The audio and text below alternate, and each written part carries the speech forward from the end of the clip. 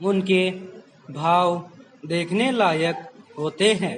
पत्नी देवी का तो क्या कहना, एक तिनका ले आई तो फिर एक पैर पर खड़ी होकर जरा पंखों को फटकार दिया, चोंच को अपने ही परों से साफ कर लिया और नाना प्रकार की मधुर और विजयोद्घोषी वाणी में गान शुरू कर दिया।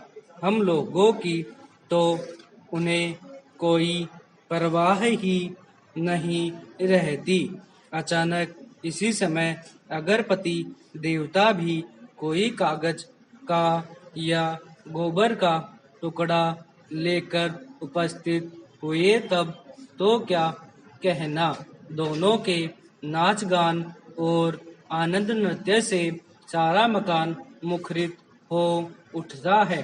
इसके बाद ही पति पत्नी पत्नी देवी जरा हम लोगों की ओर मुखातिब होकर लापरवाही भरी अदा से कुछ बोल देती है। पति देवता भी मानो मुस्कुराकर हमारी ओर देखते कुछ रिमार्क करते और मुंह फेर लेते हैं।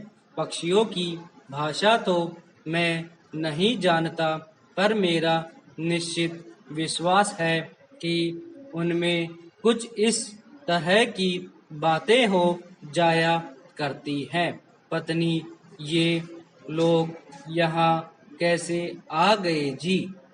पति, ऊह, बेचारे आ गए हैं तो रह जाने दो, क्या कर लेंगे। पत्नी, लेकिन फिर भी इनको इतना तो ख्याल होना चाहिए कि यह हमारा प्राइवेट घर है। पति, आदमी जो है इतनी अक्ल कहाँ। पत्नी, जाने भी दो। पति, और क्या, सो इस प्रकार की मैना कभी करुण हो सकती है, यह मेरा विश्वास ही नहीं था। गुरुदेव की बात पर मैंने ध्यान से देखा तो मालूम हुआ कि सचमुच ही उसके मुख पर एक करुण भाव है। शायद यह विदुर पति था जो पिछली स्वयंवर सभा के युद्ध में आहत और परास्त हो गया था, या विधवा पत्नी है जो पिछले बिडाल के आक्रमण के समय पति को खोकर युद्ध में ईषत चोट खाकर एकांत विहार कर रही है। हाय, क्यों ऐसी दशा है। शायद इसी मैना को लक्ष्य करके गुरुदेव ने बाद में एक कविता लिखी थी, जिसके कुछ अंश का सार इस प्रकार है। उस मैना को क्या हो गया है, यही सोचता हूँ। क्यों वह दल से अलग होकर अकेली रहती है।